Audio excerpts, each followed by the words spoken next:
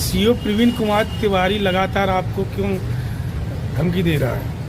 ये सीओ प्रवीण कुमार तिवारी हैं, ये वर्तमान में शिकोवा सीओ हैं। मुझे वहाँ की एक लड़की ने घर से उठवाने की, गोली से उठवाने की धमकी दी थी। शिकोवा क्षेत्र की लड़की है, ये किसान यूनियन की नेता है वहाँ की, और सीओ शिकोवाबाद की पूर्व परिचित है। जैसा कि सीओ साहब ने बताया था, उनके कार्यालय में किसानों की समस्या लेकर के आती रहती थी। तो इस लड़की ने 12 जनवरी को हमें घर से उठाने की, गोली से उठवाने की धमकी दी थी, जिसकी शिकायत मेरे द्वारा ऑनलाइन की गई थी। 14 तारीख को थाना शिकोवा जाकर के भी मेरे द्वारा शिकायत की गई थी थाना अध्यक्ष शिकोवाबाद से। उसके बाद उस युवती ने मुझे थाने से निकलने के बाद भी धमकी दी, गंदी गंदी गालियाँ दी व्हाट्सएप पे। सारी चैट के स्क्रीनशॉट मौजूद हैं।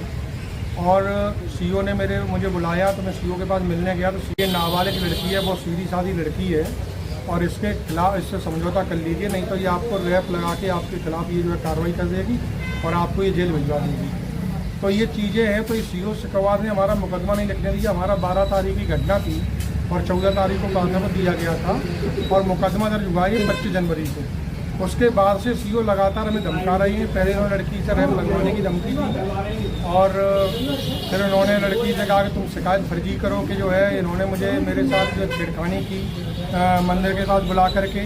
तमाम सीओ लगातार हमारे खिलाफ षड्यंत्र कर रहे हैं, और इन्होंने मुझे धमकी दी कि अगर तुमने समझौता नहीं किया तो मैं जेल भिजवा दूँगा, और मेरे मुकदमे में इन्होंने FIR लगा दी।